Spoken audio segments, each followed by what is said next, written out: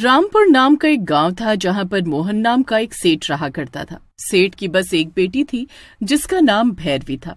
इकलौती बेटी को सेठ किसी महारानी की तरह रखा करता था। उसकी छोटी बड़ी हर ख्वाहिश को पूरा करता था। आज सेठ की बेटी का 18वां जन्मदिन था, इसलिए सेठ बहुत खुश था। मेरी प्यारी भैरवी को जन्मदिन की बहुत बहुत शुभकामना है। ये देखो भैरवी, मैं आज तुम्हारे लिए उपहार में क्या लाया हूँ। पिता के हाथ में उपहार देखकर भैरवी खुश होकर उसे खोलती है। पिताजी, ये तो सोने की पायल है। हाय राम, बड़ी महंगी होगी ये तो। अरे तू मेरी इकलौती बेटी है, तेरे लिए तो मेरी सारी दौलत कुर्बान है। पैसों की चिंता करने की कोई जरूरत नहीं है बेटा, तू तो बस खुशी खुशी अपना जन्मदिन मना। हाँ। सेठ का अपनी बेटी के लिए प्यार देखकर उसके सगे संबंधियों, खासकर छोटे भाई को बड़ी जलन हुआ करती थी। वो बस किसी तरह भैरवी को अपने रास्ते से हटाकर सेठ की सारी दौलत पर राज करना चाहता था। पिताजी देखो ना, मेरे पाँव में ये पायल कैसी लग रही है। बहुत सुंदर लग रही है बेटा, तुम ऐसे ही पायल पहनकर छम छम करती रहा करो ताकि मुझे पता चलता रहे कि मेरी प्यारी बेटी मेरे आसपास ही है। एक दिन सेठ किसी जरूरी काम से गांव से बाहर जाता है। सेठ के जाने के बाद भैरवी घर में बिल्कुल अकेली रह गई थी। देर रात गए भैरवी के दरवाजे पर दस्तक होती है। अरे भैरवी, गजब हो गया, अभी अभी खबर आई है कि तुम्हारे पिताजी का शहर में एक्सीडेंट हो गया है। चाची, ये आप क्या कह रही हो? ये नहीं हो सकता। अब होनी को कौन टाल सकता है, जो होना था हो गया। इस समय वो तुझे बहुत याद कर रहे हैं, शायद ये उनकी आखिरी इच्छा है। तुम देर मत करो, जल्दी मेरे साथ चलो। चाची की बात सुनकर भैरवी के होश उड़ जाते हैं। कुछ दूर चलने के बाद अब भैरवी एक सुनसान जगह पर पहुंच गई थी। चाची, आप मुझे कहाँ ले जा रही हो? शहर जाने वाली बस का स्टैंड तो दूसरी दिशा में है ना? हाँ ठीक कहा, बस का ठिकाना दूसरी तरफ है, लेकिन मैं तुझे वहां ले जा रही हूँ जहाँ तुम्हारा ठिकाना होगा। फिक्र मत करो, फिर तुम्हें कोई दुख परेशानी छू नहीं पाएगी। ये कैसी बात कर रही हो आप? मेरे पिताजी कहाँ हैं? भैरवी चाची के इरादे भांप गई थी, इसलिए वो वहां से भागने की कोशिश करने लगती है। तभी उसका चाचा आकर उसका मुंह दबाकर उसे सुनसान जगह ले जाता है, जहां दोनों चाचा चाची मिलकर भैरवी को मार डालते हैं। लो, हट गया हमारे रास्ते का कांटा।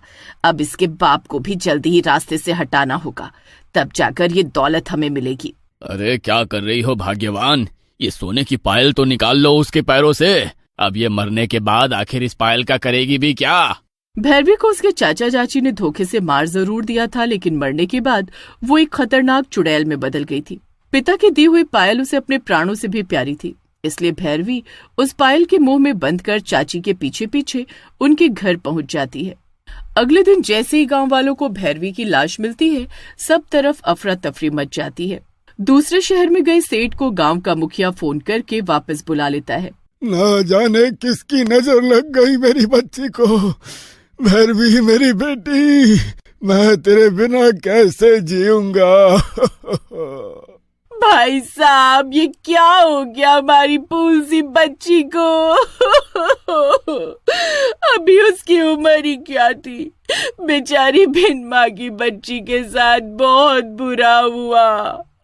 इससे अच्छा तो भगवान मुझे उठा लेता। ये तूने क्या कर दिया भगवान? भैरवी के चाचा चाची गांव वालों के सामने रोकर ये साबित कर रहे थे कि उन्हें भैरवी की मौत का बहुत दुख है। शोक मनाने के बाद चाचा चाची अपने घर लौट आते हैं। अरे भैरवी के पैर से पायल तो उतार ली हमने, लेकिन उस पायल को अपने घर में रखना खतरे से खाली नहीं है। हो सकता है कल को पुलिस पूछताछ करने के लिए आए, इसलिए इस पायल को यहाँ से हटाना होगा। भैरवी की चाची उस पायल को पड़ोस के गांव में रहने वाली अपनी बहन नैना को दे देती है, जिसे वो अपनी तिजोरी में संभाल कर रख लेती है। चलो, अच्छा हुआ तुम्हारे रास्ते का एक कांटा हटा। अब तो जल्द ही उस बूढ़े को मारकर तुम लखपति हो जाओगी। ठीक कहा तुमने। फिलहाल तो उस पायल को संभाल कर रखो, लाखों की है वो। मैं बाद में मिलती हूँ तुमसे। आधी रात का समय था। नैना अपने कमरे में सो रही थी, तभी उसे पायल की छम छम सुनाई पड़ने लगती है। ये किसकी पायल की आवाज सुनाई दे रही है? ऐसा लगता है घर में कोई पायल पहनकर घूम रहा है। नैना अपने कमरे से निकलकर आंगन में आती है, जहां उसे एक चुड़ैल सोने की पायल पहनकर घूमती हुई चुड़ैल।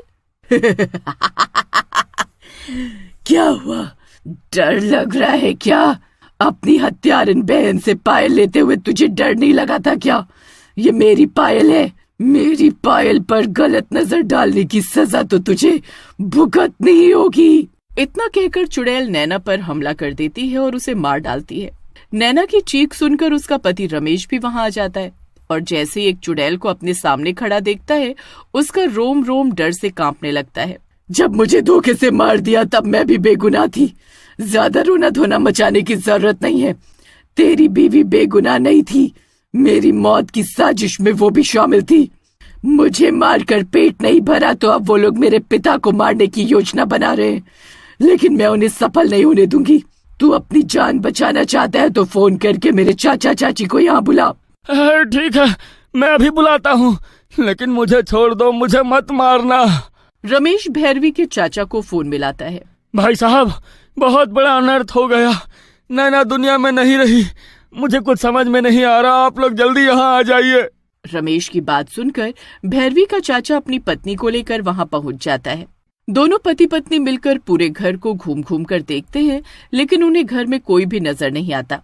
रमेश ने तो फोन पर कहा था कि नैना की मौत हो गई है, लेकिन उनके घर का माहौल देखकर तो ऐसा लग रहा है कि जैसे यहाँ पर कोई है ही नहीं। ठीक कह रहे हैं आप, यहाँ तो कोई दिखाई नहीं दे रहा। लगता है रमेश और नैना ने हमारे साथ कोई मजाक किया है। चलिए यहाँ से वापस चलते हैं। जैसे वो दोनों वहाँ से बाहर निकलने के लिए दरवाजे की तरफ जाते हैं, दरवाजा अपने आप बंद हो जाता है और अंधेरे कमरे से पायल की आवाज सुनाई देने लगती है। नैना, ये क्या मजाक है? तुम जानती हो ना इस समय हम पहले से ही परेशान हैं। सामने आओ और साफ साफ बताओ कि ये सब क्या चल रहा है। चाची की बात सुनकर घर की लाइट ऑन हो जाती है। ये सब क्या हो रहा है जी? मुझे तो अब डर लग रहा है। आप चलिए यहाँ से। चाची की बात सुनकर अचानक वहाँ पर एक डरावनी हंसी की आवाज गूंजती है और तभी कमरे में एक डरावनी चुड़ैल नजर आने लगती है। भाग्यवान, क्या जो मुझे दिखाई दे रहा है तुमको भी वही दिख रहा है क्या? ये अचानक से कमरे में डरावनी औरत कैसे आ गई? मुझे ऐसा लगता है ये कोई चुड़ैल है, वरना इस बंद कमरे में अचानक से कहां से प्रकट हो जाएगी।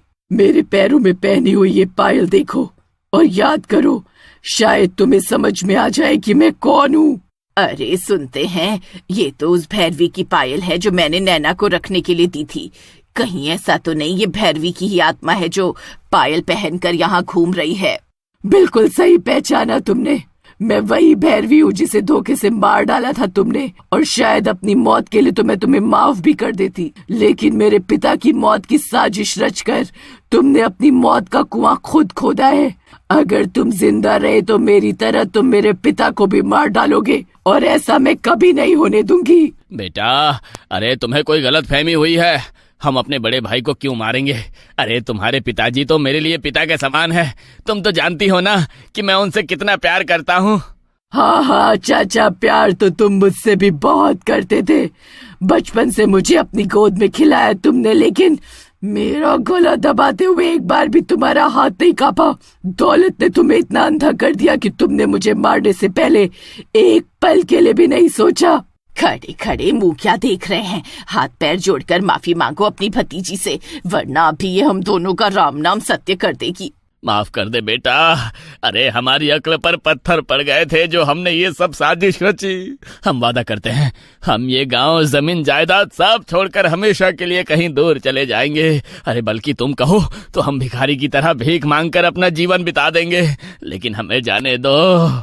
मैं कोई भीख नहीं मांगने वाली। मुझे तो सेठानियों की तरह जीना है। आए बड़े भीख मंगवाने वाले।